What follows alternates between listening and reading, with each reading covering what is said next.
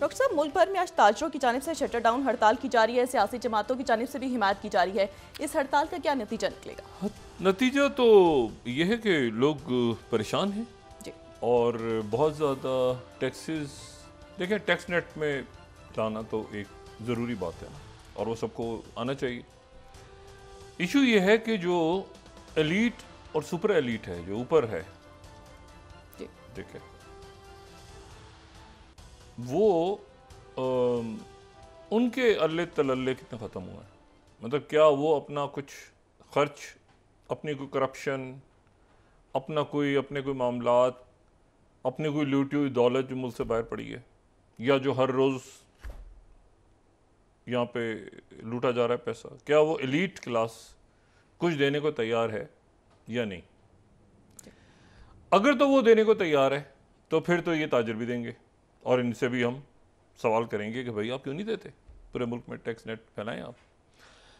लेकिन जब यहाँ पर आप IPP के माहदे भी नहीं खोलने को तैयार, और ये कॉल जो है बुनियादी तौर पे ये जमात इस्लामी की तरफ से, हाफिज नईम रहमान साहब पहले यहाँ आए भी थे, फिर जमात इस्लामी ने पाकिस्तान में पहले कॉल दी, फिर उसको ताजरों ने, फिर उसको मौलाना फजलुर रहमान साहब ने, फिर बाकी जमातों ने उसकी हमायत की। इशू ये है कि अगर ये आप सिर्फ IPP खोल दें तो ये जितना अरेंजमेंट बैठा है ये सारा जेल में होगा, और ये जितने अरब रुपया खरब रुपया मुझसे लेके बाहर जा चुका है वो भी सारे सामने आ जाएंगे। ये जो सो कॉल्ड अरेंजमेंट जिसको मैं कहता हूँ, IPP तो नहीं किए हैं, तो इनसे आप तसव्वुर करें कि ये जो है आपने बिल्ली को चींटड़ों की निगरानी में बिठा दी है, तो ये इसमें से IPP से खोलेंगे। अच्छा, हड़ताल तो किसी सूरत मुनासिब नहीं, क्योंकि उसके नतीजे में मुल्क की मईशत जो है वो उसका मसला मज़ीद होगा। देखिए मज़ीद अब मसला उसका क्या हल क्या निकल रहा है, यानी ये तो हड़ताल से पहले आज शहबाज राना साहब की ये खबर जो है ट्रिब्यून में, वो ये है कि government fails to secure 9 billion loan roll overs, यानी IMF की तरफ से उनको ना सिर्फ ये कि पैसे नहीं मिल रहे, 426 मिलियन की बात हुई है अभी तक, यानी रोल ओवर इतना हुआ है। अच्छा, यही जो है अगर हम इसको एक्सप्रेस उर्दू में इसको देखें तो भी तकरीबन कमोबेश ऐसी ही इन्हीं अल्फाज के साथ खबर है।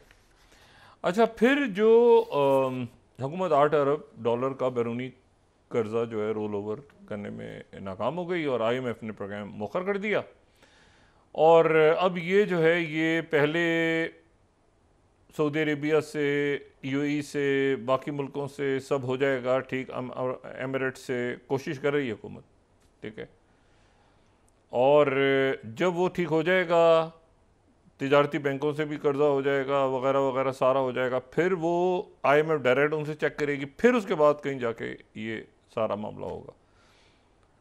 और अभी मेहताब हैदर साहब से इसी कुछ देर पहले मैं उनकी अपने टीवी पे, हमारे टीवी पे ही थे, तो मैं उनकी बात सुन रहा था, तो उन्होंने कहा कि ये मैं कहना नहीं चाहता कि अगर IMF के साथ माहिदा नहीं हुआ तो क्या सूरत हाल बनेगी, या उसमें ताख़ीर हो गई थोड़ी सी मज़ीद। अभी तो देखें, क्योंकि ऑलरेडी आज के जंग में उनका एक आर्टिकल उन्होंने एनालिसिस दिया हुआ है, और वो ये है कि जो IMF से माहाना बुनियादों पे अहदाफ हैं उनमें बड़ा खला पैदा हुआ है, और उसमें बात यह है कि जो 4 अरब, ये जो लास्ट 3 लाइन्स हैं, ठीक है, जुलाई में जो टैक्स जमा करना था 660 अरब, उससे 4 अरब कम, यानी 656 अरब रुपया जमा हुआ है। अब इशू ये है कि ये जो हड़तालें होंगी, लोग चीखेंगे, चिल्लाएंगे, शोर करेंगे, महंगाई हो गई, तो उसका क्या नतीजा, उसका हल बड़ा आसान है ना, कि चीज़ों की ये हड़ताल कर रहे हैं इसलिए उसके नीचे कारोबार नहीं चल रहा, तो इन पे और टैक्स डाल दो। फिर लोग और एहतजाज करेंगे तो कहेंगे जी देखें एहतजाज कर रहे हैं तो मईशत तो टल नहीं रही, इन पे और टैक्स डाल दो। ये मसले का हल नहीं है। मसले का हल ये था कि जो तरक्याती बजट उस वक्त जारी हो रहे थे, आप पिछले 1 साल के या 2 साल के या 10 साल के, आप सिर्फ इन प्रोजेक्ट्स कहाँ हैं खुदा जानता है, या 20 साल के सबके दौर के अदवार के सबके, मुशर्रफ साहब के निकालें, कोई किसी दौर का, तहरीक इंसाफ के निकाल लें आप, इनके नून के जो भी तक सिलसिला है, पीपल सब सारे इनके इश्तिहारात एक तरफ रख लें और वो प्रोजेक्ट्स कहाँ खड़े हैं वो एक तरफ रख लें।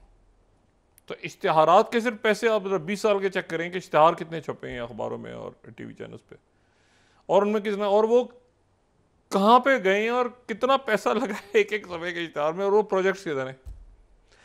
तो बात यह है कि ये इनसे तो मैं बिल्कुल कोई तवक्को नहीं करता। और ये इंट्रा एलीट मुकाबले होते हैं, जैसे होता है ना WWF में नहीं होता, वो लोग हो रहे अच्छा ये वाकई लड़ाई हो रही है, ये वाकई एक दूसरे का सर फाड़ दिए पहलवानों ने, वो सारा अरेंज होता है। वो जो WWF है ना, जो कंपनी है, WWF एक कंपनी का नाम है, मतलब कोई ओलंपिक्स की तरह कोई मुकाबला, मतलब एक कंपनी है, प्राइवेट कंपनी है, रजिस्टर्ड, WWF उसका नाम है। वो एक एंटरटेनमेंट कंपनी है। ये WWF जो है एक एंटरटेनमेंट कंपनी है, जिसमें जो ये एंटरटेनमेंट का लाइसेंस है उनके पास कोई पहलवानी का लाइसेंस नहीं है।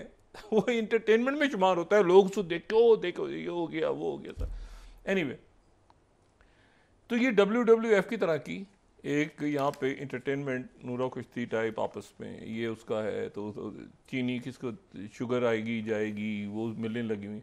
आप तसव्वुर करेंगे यहाँ पे जो यानी नया कानून पास हुआ है कल शायद, कि जो फ़कीर हैं उनको पकड़ के जेल में बंद कर दिया जाएगा और उनसे 50,000 से 3 लाख रुपए तक फ़कीरों से अगर वो भीख मांगते नजर आए तो उनसे जो है वो इतना जुर्माना आयद होगा फ़कीरों पे, भिखारियों पे। यानी अब वो तो जनाब, अच्छा वो उनकी तो सेटिंग होती है, आपको पता है ना, बड़े बड़े चौराहों पे वो तो सेटिंग करके आते हैं, उनको कौन पकड़ेगा? वो तो जो भीख मांगते हैं वहाँ पे वही तो माफिया है, वो भी अरबों रुपए की एक बिजनेस कारोबार है। बड़ी आपने लाहौर के चौक पे खड़े होना है, ठीक है ना, उसके बाद वो कराची में यहाँ ये चौक होती है ना पूरे, इतनी देर सिग्नल बंद होगा, इतने आ जाएंगे, और उसमें बड़ा जुल्म भी होता है, बच्चों को बाकायदा अपाज बना दिया जाता है। तो वो तो पैसे रिश्वत देते हैं, तो वो रिश्वत का रेट थोड़ा ऊपर नीचे हो जाएगा, ठीक है। तो वो क्या इशू है? इशू ये है कि जो डाकू हैं उनको कौन पकड़ेगा? जो ये डाका मार रहे हैं पूरे मुल्क में, इनको कौन पकड़ेगा? अभी जो दहशतगर्दी हुई है ना यहाँ पे, ये बलूचिस्तान में या पूरे मुल्क में, जो एक आप ये जो आपको नज़र आते हैं ना, ये जो सिक्योरिटी फोर्सेस के, पुलिस के या फ़ौज के सिपाही या बाकी, या जो आपको मज़दूर नज़र आ रहे हैं या शहरी नज़र आ रहे हैं, बाकी लोग, इनको आप कोई यूनिफॉर्म में है, कोई अपने सिविलियन कपड़े शलवार कमीज़ में, कोई कहेंगे गोलियन को, ये वो तबका है जो आपको कहेंगे अच्छा यार ये बड़े लोग बहुत सारे यार देखो तैयार हैं यूनिफॉर्म में, यार ये से, और यार ये देखो ये जो है ये कपड़े ऐसे पहने। इनके बैकएंड पे हम सब, पूरा पाकिस्तान इनकी बैकएंड पे जिस तरह की ज़िंदगी अपनी गुजार रहे होते हैं, ये एक एक कमरे में, चाहे वो मज़दूर हों, चाहे वो सिपाही हों, चाहे वो पुलिस वाले हों सिपाही, या वो जो हैं ये आपका जो है ना, ये आपको ट्रक चला रहे हैं लोग, ये मतलब आप इनके बैकएंड पे देखें कि किस तरह की ज़िंदगी अपनी गुजारे होते हैं कि कमरे में बहुत सारे लोग हैं, सुबह सुबह उठें, रिज़्क़ के हलाल के लिए कोई बाहर निकला, मार दिया, इनको घर बैठे बैठे कमीशन मिल रहे हैं, इन्होंने इन्वेस्टमेंट्स, इनसे कोई पूछे कि काम क्या करते हैं? कोई काम तो करते होंगे ना, क्या काम करते हैं? किसी की शुगर मिले हैं, किसी की ये हैं, भाई सारा दिन उधर नज़र आते रहते हैं, शाम को कहीं और नज़र आ रहे होते हैं, रात को कहीं और नज़र आ रहे होते हैं। ये काम क्या करते हैं? इनमें से कोई जॉब करता है, कोई मेहनत करता है, क्या करता है? इनको काम भी होता होगा ना। अब आज वो जारी हुआ है कि जी तमाम जो है वो मुशीरान और मावनीन अपना जाहिर करें कि वो पाकिस्तान के साथ हैं, और वो जो हैं वो पता नहीं उनकी दौलत इतनी इधर है, वो जिन्होंने जारी किया उनकी अपनी की तरह भाईजान उनसे तो को पूछे, वो तो मुशीर बेचारे इधर उधर अपना जाहिर करें कितने सासी हैं। ओ भाई आप पहले अपना बताएं ना, जो जारी कर रहे हैं वो अपना बताएं। ये नहीं चल रहा, ये अरेंजमेंट जो है ना बुरी तरह कोलैप्स है। इनके पास ना कोई इकोनॉमी का विजन है, ना कोई इनके पास कोई लॉन्ग टर्म स्ट्रेटजी है, ना कोई सिक्योरिटी का इशू है, ना फॉरेन पॉलिसी का इशू है। ये सिस्टम फारिग है। जाने से जाता हुआ नज़र आ रहा है ना, अब तो खुद हाथ पैर, अब तो ये है ना कि कौन पहले भागता है तो वो वाले सिनेरियो नज़र आ रहा है। बहरहाल ये है कि इनको चाहिए जब तक हैं बहुत संजीदगी के साथ, इंतहाई संजीदगी के साथ ये मसाइल को हल करें। ये तेरा जज और मेरा जज और उसका जज हैं, जजों को मुतनाज़ ना बनाएं अदालतों को। और ये जो हैं ये से पहले भी होता रहा है।